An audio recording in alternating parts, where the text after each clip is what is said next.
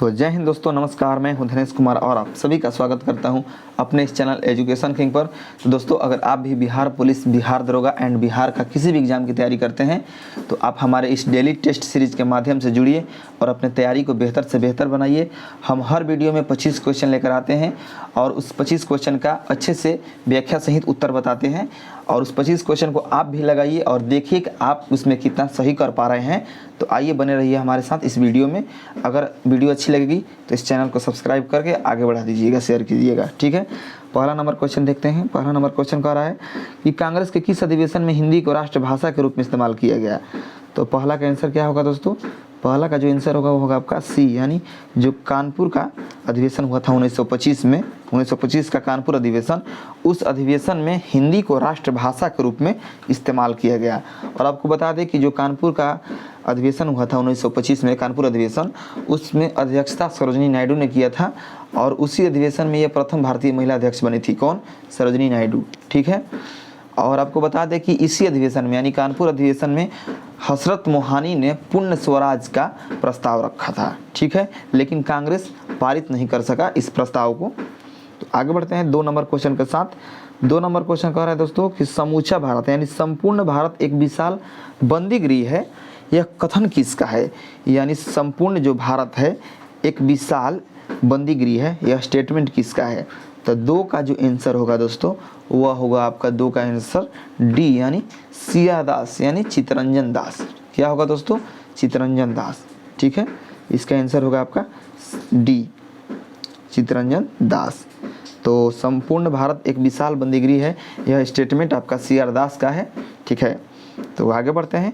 3 number question कह रहा है कि द्वैध शासन के मूल्यांकन के लिए मूडी मैन कमेटी का गठन किस वायसराय के समय में हुआ, ठीक है। द्वैध शासन के मूल्यांकन के लिए मूडी मैन कमेटी का गठन जो था किस वायसराय के समय में हुआ?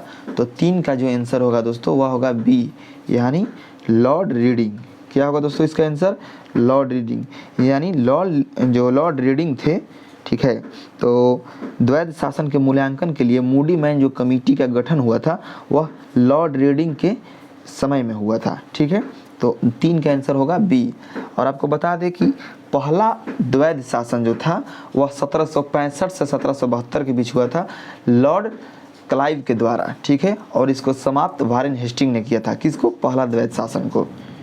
तो चलिए आगे बढ़ते हैं 4 नंबर क्वेश्चन के साथ। 4 नंबर क्वेश्चन कह रहा है हमारा कि सबसे अधिक समुद्री तट बनाने वाला राज्य या केंद्र शासित प्रदेश कौन है? तो आइए ऑप्शन देखते हैं। ऑप्शन है हमारा आंध्र प्रदेश, गुजरात, तमिलनाडु, अंडमान निकोबार। तो 4 का जो आंसर होगा क्या होगा दोस्तों? 4 का जो आंसर होगा वो होगा आपका ए, यानी अंडमान निकोबार जो द्वीप समूह है आपका, ठीक है, अंडमान निकोबार। तो ये आपका केंद्र शासित प्रदेश हो जाएगा। तो अंडमान निकोबार जो केंद्र शासित प्रदेश है ये सबसे अधिक समुद्री तट बनाने वाला केंद्र शासित प्रदेश है, ठीक है। तो 4 का आंसर क्या होगा? ए, ठीक है। और आपको बता दें कि जो अंडमान निकोबार समुद्री तट है ये 1962 किलोमीटर का तट बनाता है, समुद्री तट, ठीक है। इसका जो समुद्री तट है 1962 किलोमीटर का है। कितना? 1962 किलोमीटर। आगे बढ़ते हैं दोस्तों। आगे भाई हमारा 5 नंबर क्वेश्चन। 5 नंबर क्वेश्चन कह रहा है निम्न में से कौन सुमेलित नहीं है? यानी इधर झील का नाम दिया गया है, ठीक है।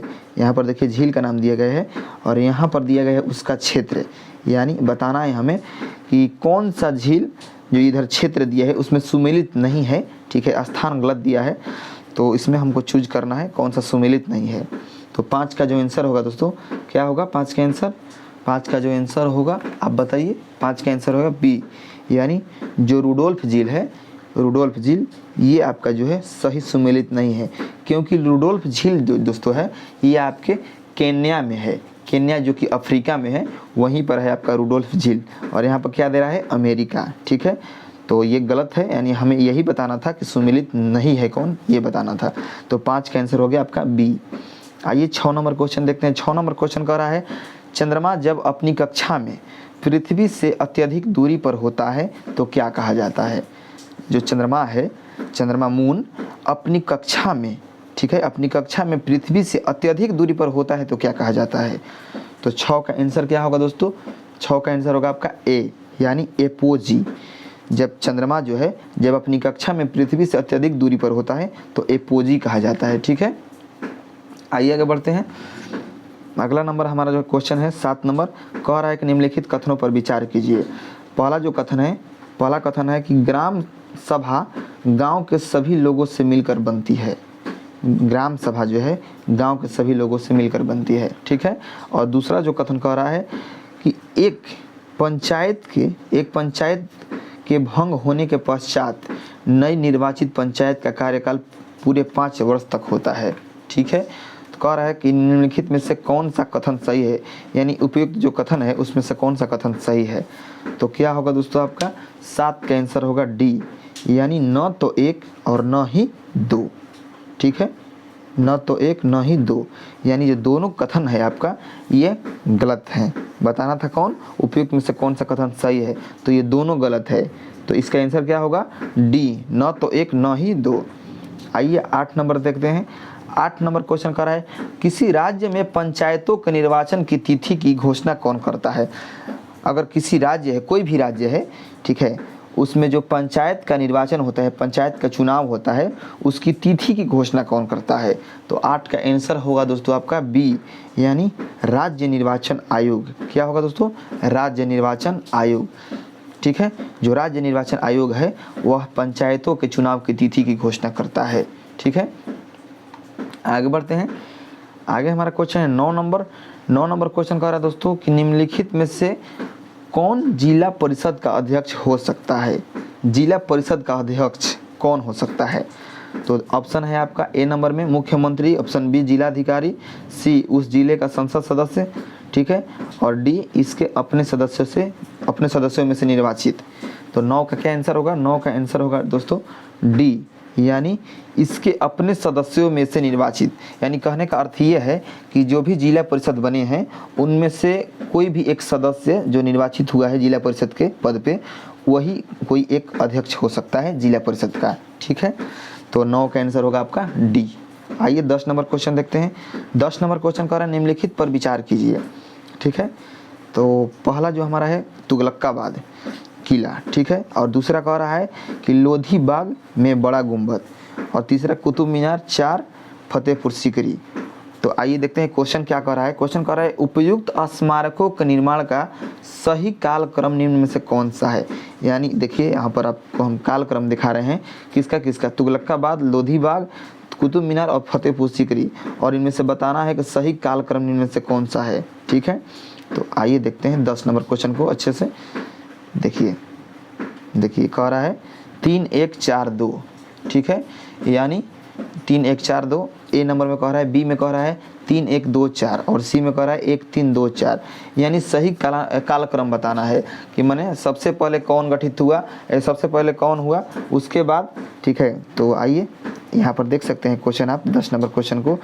तो सबसे पहले किस किले का निर्माण हुआ, माने तुगलकाबाद का हुआ या लोधी बाग का हुआ, उसका कालक्रम बताना है। तो 10 का जो आंसर होगा दोस्तों वह होगा आपका बी होगा। क्या होगा दोस्तों, बी, यानी 3 1 4 2, 3 1 2 4, सॉरी 3 1 2 4 जो है इसका आंसर होगा, 10 का आंसर होगा बी नंबर 3 1 2 4। यानी आपको बता दें कि जो तुगलकाबाद किला है उसका जो निर्माण करवाए थे गियासुद्दीन तुगलक ने करवाया था। ठीक है, गियासुद्दीन तुगलक ने करवाया था, और ये 1320 से 25 ईस्वी के बीच में। और जो बड़ा गुंबद है उसका निर्माण सिकंदर लोदी ने करवाया था 1489 से, और जो सिकंदर लोदी का जो कार्यकाल है दोस्तों वह है आपको 1489 से 1517। ठीक है, और जो कुतुब मीनार का जो निर्माण करवाया था उसने करवाया था वो कुतुबुद्दीन ऐबक, और इसका जो कार्यकाल है आपका 1206 से 1210। और फतेहपुर सीकरी का जो निर्माण करवाया था दोस्तों वह अकबर ने करवाया था। आइए 11 नंबर, तो 10 का आंसर हो जाएगा आपका बी। 11 नंबर क्वेश्चन देखते हैं। 11 नंबर क्वेश्चन कह रहा है पाल वंश के संदर्भ में निम्नलिखित कथनों पर विचार कीजिए। ठीक है, तो पाल वंश के संदर्भ में बताना है। तो पहला जो कथन कह रहा है, ठीक है, कह रहा है इसका संस्थापक धर्मपाल था। ठीक है, इसका जो संस्थापक था धर्मपाल था, जो कि ये बिल्कुल गलत है। ये कथन क्या है, गलत है। और दूसरा कथन कह रहा है कि त्रिपक्षीय संघर्ष में पाल शासकों की ओर से सर्वप्रथम धर्मपाल ने भागीदारी की। ठीक है, ये हो गया आपका दूसरा कथन। और तीसरा कथन कह रहा है धर्मपाल ने उत्तरापद स्वामी की उपाधि धारण की। तो कह रहा है उपयुक्त कथनों में से कौन सा कथन सही है। तो 11 का क्या आंसर होगा दोस्तों, बी, यानी 2 और 3। 2 और 3 जो है आपका कथन, 2 और 3 ये आपके सही हैं, यानी पहला कथन गलत है। आपको बता दें कि पाल वंश के संस्थापक गोपाल थे। कौन थे, गोपाल। ठीक है, तो 11 का हो गया आंसर आपका बी। 12 नंबर क्वेश्चन आइए देखते हैं। 12 नंबर क्वेश्चन कह रहा है कि निम्नलिखित कथनों पर विचार कीजिए। पहला जो कह रहा है कथन कि राजराज प्रथम ने मालदीव तक अपने साम्राज्य का विस्तार किया। ठीक है, और दूसरा कथन कह रहा है कि राजेंद्र प्रथम को दक्षिण भारत का नेपोलियन कहा गया। ठीक है, तो ये इन दोनों में से कौन सा कथन सही है। ठीक है, ये कह रहा है उपयुक्त कथनों में से कौन सा कथन सही है। तो 12 का जो आंसर होगा दोस्तों, 12 का जो आंसर होगा आपका बता दें हम, क्या होगा आंसर 12 का, सी, यानी 1 और 2 दोनों कथन जो है आपका सही है। 1 और 2 दोनों कथन आपके सही है, यानी 12 का आंसर होगा आपका सी। ठीक है, क्या होगा आंसर, सी होगा, यानी दोनों कथन सही है। यानी राजराज प्रथम ने मालदीव तक अपना साम्राज्य का विस्तार किया, ये भी कथन सही है। और राजेंद्र प्रथम को दक्षिण भारत का नेपोलियन कहा गया, ये भी कथन सही है। तो 12 का आंसर हो गया आपका क्या, सी। आगे बढ़ते हैं। 13 नंबर क्वेश्चन कह रहा है दक्षिण भारत का प्रसिद्ध ग्रंथ तिरुमुराई, जिसे पंचम वेद भी कहा जाता है, की रचना किसके द्वारा की गई। जो तिरुमुराई ग्रंथ है, तिरुमुराई जिसे पंचम वेद भी कहा जाता है, उसकी रचना किसके द्वारा की गई, तिरुमुराई की। तो 13 का क्या आंसर होगा दोस्तों, 13 का आंसर होगा बी, यानी किसने की रचना इसका, नंबी अंडार नंबी। जो नंबी अंडार नंबी है वो उन्होंने क्या किया था, तिरुमुराई ग्रंथ की रचना किया था। किसने, नंबी अंडार नंबी। ठीक है, तो 13 का क्या आंसर होगा, बी। ठीक है दोस्तों, आगे बढ़ते हैं। 14 नंबर क्वेश्चन। 14 नंबर क्वेश्चन कह रहा है कि कश्मीर हिमालय की झीलों के संदर्भ में कौन से युग में सुमेलित है। कश्मीर हिमालय की झीलों के संदर्भ में कौन से युग में सुमेलित है। तो 14 का आंसर क्या होगा दोस्तों, 14 का जो आंसर होगा वह होगा आपका सी, यानी 1, 3 और 4। 1, 3, 4 कहने का अर्थ है कि डल झील, ठीक है, 3 यानी पंगोंग झील, और 4 यानी सोमुरी झील। यानी ये जो तीनों झील हैं ये आपके सही सुमेलित है। ठीक है, ये सुमेलित है, यानी जो डल झील है ये मीठे पानी की झील है, और पंगोंग झील जो है खारे पानी की झील है, और सोमुरी झील मीठे पानी की झील है। ठीक है, आगे बढ़ते हैं दोस्तों। आपको बता दें कि जो बुलर झील भी है, ये भी आपको बुलर झील भी है, ये भी मीठे पानी की झील है। क्या है, बुलर झील मीठे पानी की झील है। और इसमें दे रहा था कि बुलर झील खारे पानी की झील है, जो कि बिल्कुल गलत था। ठीक है, इसलिए ये तीनों सम्मिलित है, 1, 3 और 4। तो आपका आंसर होगा 14 का सी। आगे बढ़ते हैं। 15 नंबर कह रहा है कि सूची 1 को सूची 2 के साथ सम्मिलित कीजिए, और सूचियों के नीचे दिए गए कूट का प्रयोग कर सही उत्तर चुनिए। ठीक है, तो क्या होगा दोस्तों इसका आंसर, 15 का जो आंसर होगा आपका, 15 नंबर क्वेश्चन का जो आंसर होगा वो होगा बी, यानी 4, 3, 2, 1। 4, 3, 2, 1, यानी ए का 4, यानी जो लखनऊ है ये गोमती नदी के किनारे बसा है। और जो बी है, या बी नंबर यानी जबलपुर जो है, जबलपुर वो आपका बसा है कहाँ पर, नर्मदा नदी। कहाँ है, नर्मदा नदी, सॉरी नर्मदा नदी, हाँ, जबलपुर जो है नर्मदा नदी के तट पर बसा हुआ है। और आपको बता दें कि जो सूरत है, सूरत ये ताप्ती नदी के तट पे बसा हुआ है, और जो पटना है वह गंगा नदी के तट पर बसा हुआ है। तो इस प्रकार आपका आंसर हो गया 4, 3, 2, 1, यानी ऑप्शन नंबर बी। ठीक है, तो 15 का आंसर होगा ऑप्शन नंबर बी। आइए 16 नंबर क्वेश्चन देखते हैं। 16 नंबर क्वेश्चन कह रहा है भारतीय उपमहाद्वीप की 3 महत्वपूर्ण नदियों का स्रोत बृहत हिमालय में मानसरोवर झील के निकट है। निम्नलिखित में से वह कौन सी वे नदियां हैं। ठीक है, क्वेश्चन एक बार फिर से रिपीट कर रहे हैं हम। भारतीय उपमहाद्वीप की 3 महत्वपूर्ण नदियों का स्रोत बृहत हिमालय में मानसरोवर झील के निकट है। यानी इसका कहने का अर्थ यह है कि जो भारतीय उपमहाद्वीप के 3 महत्वपूर्ण नदियां हैं उनका जो स्रोत है, ठीक है, नदियों का स्रोत यानी उद्गम स्थल वह हिमालय में मानसरोवर झील के निकट है। उनका उद्गम स्थल वह नदियाँ कौन कौन सी हैं? तो 16 का क्या होगा दोस्तों? 16 का आंसर होगा आपका सी, यानी ब्रह्मपुत्र, सिंध और सतलज। ब्रह्मपुत्र, सिंधु और सतलज, ये जो तीनों नदी है ये मानसरोवर झील के निकट से निकलती है। ठीक है, बृहद हिमालय में जो मानसरोवर झील है वहीं निकट से निकलती है ये तीनों नदी। ठीक है, यही उनका उद्गम स्थल है वहीं पर। आई तो 16 का हो जाएगा आंसर आपका सी। तो आइए आगे बढ़ते हैं 17 नंबर क्वेश्चन। 17 नंबर क्वेश्चन कह रहा है दोस्तों, निम्नलिखित कथनों पर विचार कीजिए। पहला जो कथन है वह कह रहा है कि पहला कथन कह रहा है संघ राज्य क्षेत्रों का राज्यसभा में प्रतिनिधित्व नहीं होता। ठीक है, और दूसरा कथन क्या कह रहा है? दूसरा जो कथन कह रहा है दोस्तों कि निर्वाचन यानी चुनाव झगड़ों का निर्णय करना मुख्य निर्वाचन आयुक्त के क्षेत्र, यानी निर्वाचन झगड़ों यानी चुनाव का झगड़ों का जो होता है चुनाव झगड़ा, उसका निर्णय करना मुख्य निर्वाचन आयुक्त के अधिकार क्षेत्र में है। ठीक है, और दूसरा कथन कह रहा है कि भारत के संविधान के अनुसार संसद में केवल लोकसभा और राज्यसभा होती है। ठीक है, तो कौन सा कथन सही है? तो 17 का आंसर होगा डी, यानी इसमें 17 का जो आंसर होगा दोस्तों वह होगा डी। यानी यहाँ पर देखिए सुधार लीजिएगा, ऑप्शन में दिया गया है कोई भी नहीं, तो यहाँ पर आप कर लीजिएगा केवल 2।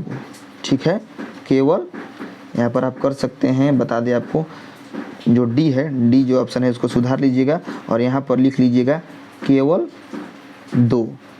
क्या दोस्तों? केवल 2, यानी जो केवल 2 कथन है वो आपके सही है। ठीक है, 2 नंबर जो कथन है ये आपके सही है। तो क्या होगा आंसर आपका? डी। यहाँ पर केवल 2 कर लीजिएगा, डी में केवल 2 लिख लीजिएगा।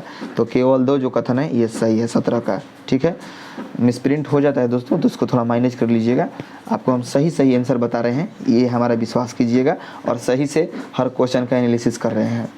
आइए 18 नंबर क्वेश्चन देखते हैं। 18 नंबर क्वेश्चन कह रहा है लोकसभा अध्यक्ष के पद के विषय में निम्नलिखित कथनों पर विचार कीजिए। तो 18 का आंसर क्या होगा दोस्तों? 18 का जो आंसर होगा वह होगा बी, यानी केवल 3 कह रहा है। क्वेश्चन कह रहा है 18 नंबर कि लोकसभा अध्यक्ष के पद के विषय में निम्नलिखित कथनों पर विचार कीजिए। तो ये जो कथन है तीनों कथन में से ये आपका जो केवल 3 कथन है ये आपके सही है। ठीक है, यदि वह त्याग पत्र देना चाहे कौन? लोकसभा का अध्यक्ष। अगर लोकसभा का अध्यक्ष त्याग पत्र देना चाहे तो उससे अपना त्याग पत्र उपाध्यक्ष को संबोधित करना होगा। यही जो कथन है आपका सही है, बाकी ये 2 कथन गलत हैं। ठीक है, आगे बढ़ते हैं। तो 18 का क्या होगा आंसर? बी। आइए 19 नंबर क्वेश्चन देखते हैं। 19 नंबर क्वेश्चन कह रहा है यदि कोई विधेयक संसद के दोनों सदनों में पारित हो गया है लेकिन उस पर राष्ट्रपति की अनुमति से पूर्व ही मंत्रिपरिषद त्याग पत्र दे देती है तो ऐसी स्थिति में उस विधेयक का क्या होगा? तो 19 का आंसर क्या होगा दोस्तों? 19 का जो आंसर होगा दोस्तों 19 नंबर का वह होगा सी। ठीक है, 19 का क्या होगा आंसर? 19 का आंसर होगा सी, यानी विधेयक समाप्त नहीं होगा लेकिन यदि नया मंत्रिमंडल इस पर अनुमति न देने के संबंध में राष्ट्रपति को सलाह देता है और ऐसी स्थिति में राष्ट्रपति नई मंत्रिपरिषद की सलाह के अनुरूप विधेयक पर कार्यवाही करेगा। ठीक है, आगे बढ़ते हैं। 20 नंबर क्वेश्चन कह रहा है आधुनिक भारतीय चित्रकला के जनक के रूप में किसे जाना जाता है? आधुनिक भारतीय चित्रकला के जनक के रूप में, तो इसका आंसर होगा 20 का जो आंसर होगा दोस्तों सी, यानी राजा रवि वर्मा। जो राजा रवि वर्मा है उनको आधुनिक भारतीय चित्रकला के जनक के रूप में जाना जाता है। तो इसका आंसर होगा सी 20 का। ठीक है, आइए 21 नंबर क्वेश्चन देखते हैं। 21 नंबर क्वेश्चन कह रहा है ऋग्वेद के संदर्भ में निम्नलिखित कथनों में से कौन सा कथन सही है? तो 21 का क्या आंसर होगा? 21 का आंसर होगा दोस्तों डी, यानी 1, 2 और 3 जो तीनों कथन है ये आपके सही हैं। ठीक है, ऋग्वेद के संदर्भ में, यानी पहला नंबर कथन कह रहा था कि यह सबसे पहला वेद है जो कि बिल्कुल सही है, और कह रहा है दूसरा कथन कि इसमें पहला और 10वां मंडल सबसे बाद में जोड़े गए, यानी ये नया मंडल है पहला और 10वां, ये भी सही है। और ऋग्वेद की अनेक बातें ईरानी ग्रंथ जिंद अवस्था होगा, यहाँ पर जिंद अवस्था से मिलती है। ठीक है, तो आपका तीनों का तीनों कथन सही है। तो 21 का होगा आंसर डी। यानी 1, 2 और 3। 22 नंबर क्वेश्चन कह रहा है सिंधु सभ्यता से संबंधित निम्नलिखित कथनों में से कौन सा एक सही नहीं है। कह रहा है पहला कथन कि मिस्र और मेसोपोटामिया के नितांत विपरीत किसी भी हड़प्पाई स्थल पर मंदिर नहीं पाया गया है, ठीक है। और दूसरा कथन कह रहा है सैंधव सभ्यता के उत्खनन से प्राप्त सांकेतिक मुद्राओं से यहाँ के विकसित व्यापार वाणिज्य का पता चलता है, ठीक है। और तीसरा नंबर जो कथन है, तीसरा नंबर कथन यानी सी नंबर कथन कह रहा है कि लिंग, ठीक है, लिंग पूजा हड़प्पा काल में शुरू हुई और आगे चलकर हिंदू समाज में पूजा की एक विशिष्ट विधि मानी जाने लगी, ठीक है। और डी नंबर कह रहा है कि हड़प्पा से प्राप्त एक मृण मूर्ति में स्त्री के गर्भ से पौधा निकलता दिखाया गया है जिसे उर्वरता की देवी माना गया है, ठीक है। तो इसमें कह रहा था 22 का क्वेश्चन कह रहा था दोस्तों 22 नंबर कि कौन सा कथन सही नहीं है, ठीक है, सिंधु सभ्यता के संबंध में। तो 22 का आंसर क्या होगा दोस्तों? 22 का आंसर होगा बी, यानी जो 22 का बी नंबर जो ऑप्शन है, यानी सैंधव सभ्यता के उत्खनन से प्राप्त सांकेतिक मुद्राओं से यहाँ के विकसित व्यापार वाणिज्य का पता चलता है। तो ये जो कथन है गलत है, यानी सही नहीं है। तो 22 का आंसर हो जाएगा बी, बाकी तीनों कथन सही है। आइए जानते हैं 23 नंबर क्वेश्चन। 23 नंबर क्वेश्चन कह रहा है दोस्तों, 23 नंबर क्वेश्चन कह रहा है कि निम्नलिखित में से किस अभिलेख में आर्यों के नाम का उल्लेख मिलता है। तो आपका 23 का आंसर क्या होगा दोस्तों? 23 का आंसर होगा डी, यानी उपयुक्त सभी, यानी हिट्टाइट, कस्साइट और मितन्नी, ये तीनों जो अभिलेख हैं, ठीक है, ये तीनों अभिलेख में आर्यों के नाम का उल्लेख मिलता है। तो 23 का आंसर क्या होगा दोस्तों? डी, उपयुक्त सभी। आइए 24 नंबर क्वेश्चन देखते हैं। 24 नंबर क्वेश्चन करें निम्नलिखित युग्मों पर विचार कीजिए। इधर दिया गया है आपका आर्द्र भूमि और इधर दिया गया आपका नदियों का संगम, ठीक है। और कह रहा है कि इनमें से कौन सा उपयुक्त कथनों में से कौन सा सुमेलित है, ठीक है। तो 24 का जो आंसर होगा दोस्तों वह होगा ए, यानी केवल एक जो है वह सुमेलित है, यानी हरिके आर्द्र भूमि ब्यास और सतलज जो नदी है उसी का संगम है, ठीक है, हरिके आर्द्र भूमि। आइए 25 नंबर क्वेश्चन देखते हैं। 25 नंबर क्वेश्चन कह रहा है निम्नलिखित में से किस पौधे की पत्तियों का उपयोग रेशम कीटों के पालन के लिए नहीं होता है। यानी किस पौधे की पत्तियों का उपयोग रेशम कीट के पालन के लिए नहीं होता है। तो 25 का आंसर क्या होगा दोस्तों? 25 का आंसर होगा आपका डी, यानी सागवन। जो सागवन का पौधा है उसकी पत्तियों का उपयोग रेशम कीटों के पालन के लिए नहीं होता है, ठीक है। तो 25 क्वेश्चन आपका कंप्लीट हो चुका है। आशा करते हैं क्योंकि इस 25 क्वेश्चन में से आप लगभग 20 प्लस क्वेश्चन सही किए होंगे। तो अगर 20 प्लस क्वेश्चन सही किए होंगे तो आप काफ़ी अच्छे स्थिति में हैं अपने तैयारी को लेकर। अगर नहीं किए हैं तो हमारे इस डेली टेस्ट सीरीज के माध्यम से रोज़ जुड़िए और अच्छे से अच्छे क्वेश्चन से टच कीजिए अपने आप को और अपने तैयारी को बेहतर से बेहतर बनाइए। और हमारा ये क्वेश्चन कराने का तरीका आपको कैसा लगा हमारे कमेंट सेक्शन में जवाब देकर बताइए। और आगे मिलते हैं 25 क्वेश्चन के साथ अगले वीडियो में। तब तक के लिए जय हिंद।